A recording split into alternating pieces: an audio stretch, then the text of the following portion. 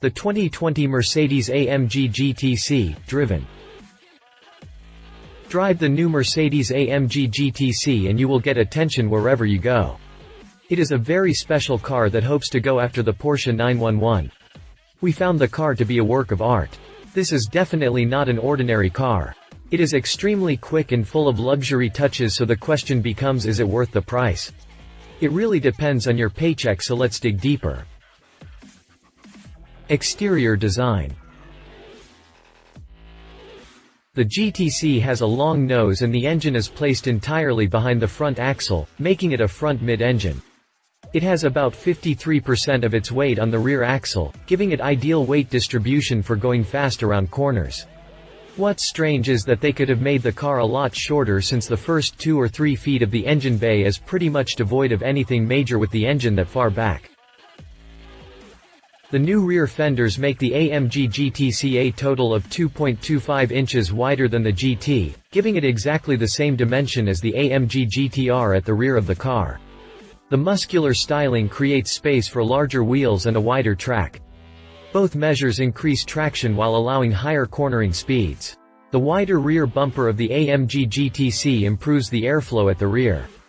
In common with the AMG GT and the old AMG GTS, the rear wing is integrated into the luggage compartment flap and is electrically extended or retracted at predetermined speeds, depending on the selected drive program.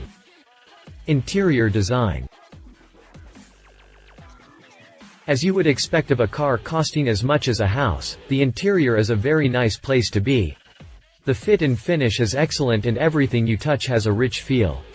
There is even a Burmester audio system with 10 speakers and subwoofer, and 10-channel DSP amplifier with 640 watts of power. You need that kind of power because there is a lot of road noise from the huge sticky tires. Drivetrain and performance. Under the hood of the GT C is a 4.0-liter twin-turbo V8 that revs to 7,000 revolutions per minute and sounds insane at the higher revs.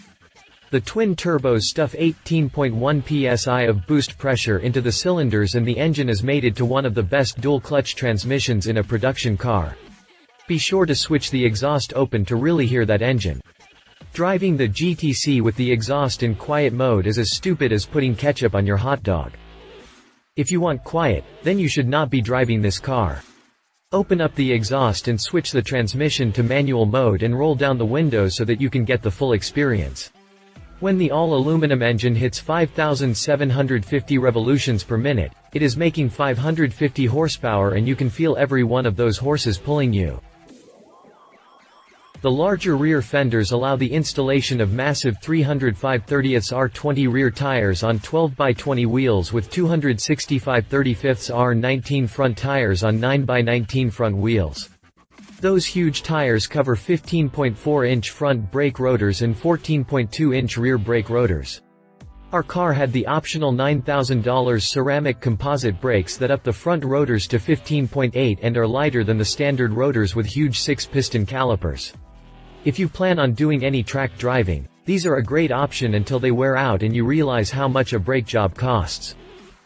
Driving impressions. Mercedes has developed a family of their GT models with the entry-level GT. The next level is the GT C, which is supposed to be a street car that you can drive on the track. Then there is the GT-R, which is very much track-focused, so you can think of it as a race car that you can drive on the street.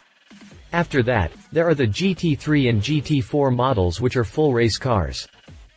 The GT C is a serious car that has been designed specifically to be a driver's car. Often a manufacturer takes a standard car and adds more power and better suspension, but the GT C is far from that. Under the skin, it has a steel unibody covered in aluminum, steel and carbon fiber. The suspension is pure race car stuff with a double wishbone design in the front and rear with the wishbones, steering knuckles and hub carriers made from forged aluminum to save unsprung mass. The GT C also has rear wheel steering that aids in agility and stability. Up to a speed of 62 miles per hour, the rear wheels point in the opposite direction relative to the front wheels, allowing the GT C to turn into corners with higher agility. Under everyday driving conditions, the driver also benefits from a smaller turning circle. Mercedes says that the GTC does 0 to 60 in 3.6 seconds, which sounds too conservative. It feels a lot faster than that. Once the speed of the AMG GTC rises above 62 miles per hour, the system points the rear wheels in the same direction as the front wheels for perceptibly improved handling. The driver also notices that the car delivers good rear axle grip and high stability on fast changes in direction, without the usual tendency for the rear end to break out. Of course, with this much power, the driver still needs to exercise caution if the stability and traction controls are off. Top speed is 196 miles per hour. Pricing. Speaking of costs, that is the only real issue with this car. The standard GT starts out at $115,900, but the GTC takes it all the way to $150,900. Our car had a long list of options, most of which you can do without. The only option that we really would want is the performance steering wheel, which is a bargain for $300. Compare that to the $1,500 carbon fiber engine cover, which is supposed to make the engine sexier by covering it up. Fully optioned, you would have to write a check for $173,695 for our test car. If you can write a check that big, you get an amazing car that will thrill you every day and is actually a bargain compared to some of the other supercars out there. Final thoughts. We found the GTC to be an excellent street car, but one that can tire you out. It is a very big car at 180 inches long and 79 inches wide. The view from the driver's seat is compromised due to the small windows and long hood, so driving in traffic and trying to park in tight spaces is a challenge. The trunk is also rather small at 10 cubic feet, which is about twice what you get in a Mazda Miata. But you are not buying a GTC to commute to work, and you are not cross-shopping a Miata. If you liked this video, please share your thoughts in the comments below and don't forget to hit the subscribe button.